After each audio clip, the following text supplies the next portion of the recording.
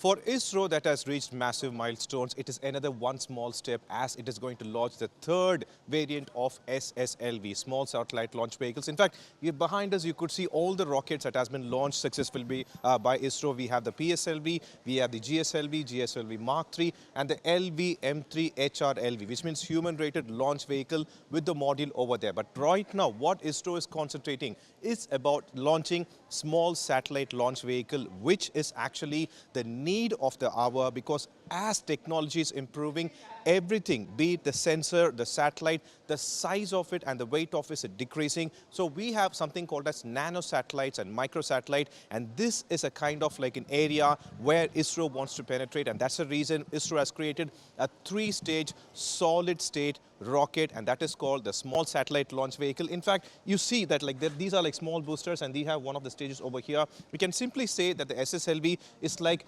actually stacking three stages of solid state boosters, and top of it you will have the module over there. It can carry actually up to 500 kilograms, and for that you do not have to use heavy vehicles like a GSLV or GSLV Mark III. So that's the reason it is cost effective. We are not using any kind of cryogenic engine over here. So keeping all this in mind and keeping the importance that the private sector is actually looking for launch vehicles to actually go ahead and use small satellite launch vehicles, ISRO has dedicated research and right now is also going to launch SSLV-D3. This is one that's also carrying a microsatellite. It's kind of like a test phase where they are going to actually test infrared GNSS, that is Global Navigation Satellite System, and also a silicon carbide dosimeter, which will be used by the Gaganyaan space astronauts, because there the dosimeter is generally used to actually see the calculate the ultraviolet radiation, and for all those purposes those payloads will be used, and that is being carried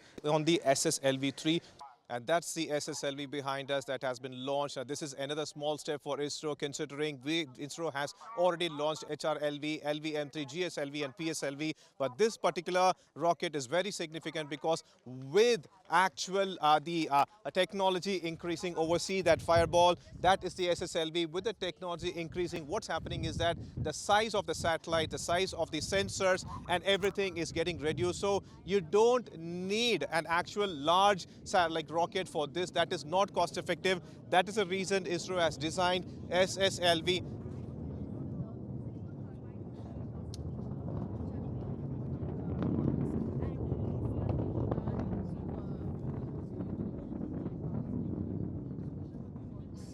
For ISRO that has launched like heavy rockets like GSLV, now they have launched SSLV, and there is a specific reason behind it. We have the ISRO head. Thank you so much for speaking to us, sir. So, small satellite launch vehicle. We know that you have actually sent large vehicles.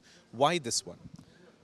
See, large vehicles are good for launching larger satellites. When small satellites always have a low mass, low cost, and low budget available for launching, putting in place. So, a lot of small satellites are coming up because of this particular advantage of low cost realization, less cycle time.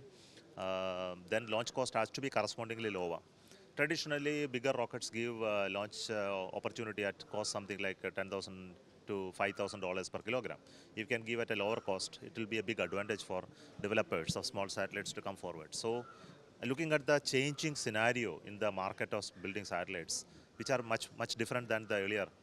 But they are less complex, but they are in capacity. They are not as advanced, but they can still do many things. So we have to help such ecosystem to grow, and they are not in few tens; they are in hundreds that can be done.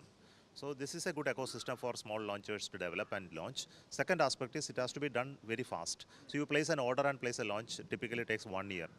Here that much of time is not available. Entire satellite development cycle time is 1 year, and they have to get a customer on board within a month's time.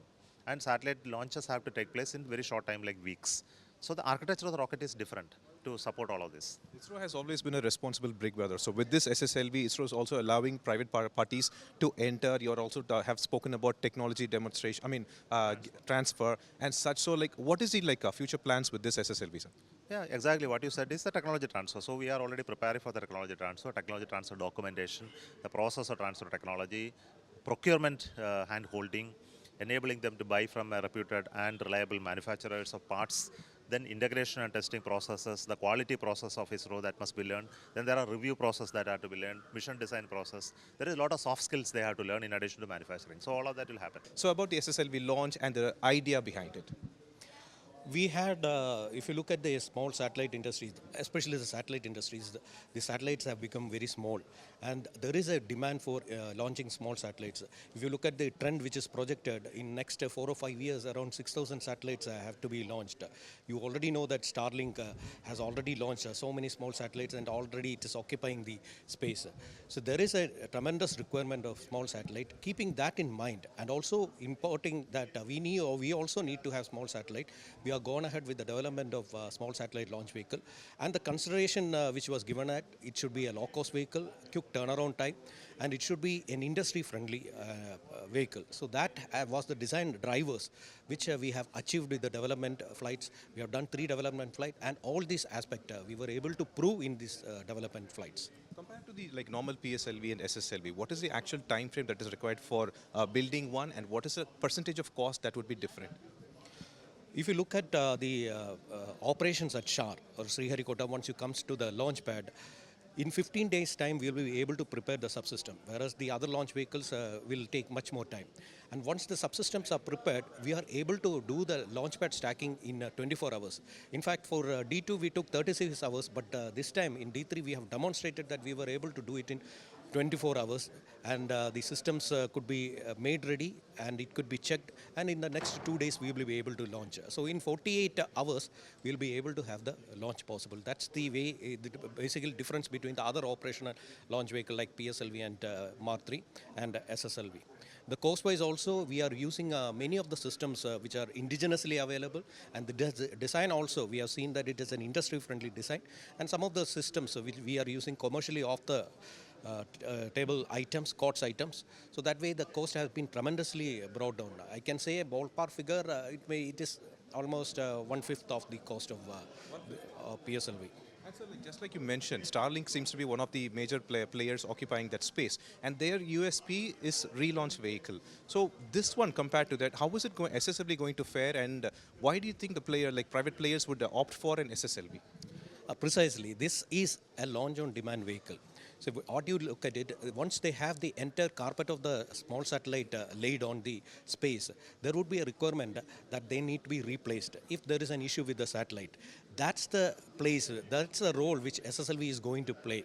That is, we will be on demand, we will be launching the satellite which will be replacing a satellite which has gone out of orbit and which is no longer useful. So that's the place, that's the role which SSLV is going to play. Now, ISRO is actually giving a kind of a rocket ship to actually be used by the private sector and send their satellites, perhaps from Kulasegarapatnam, but keeping a long view in mind, ISRO has created the SSLV-D3. Divyan, Pramod Madhav for India.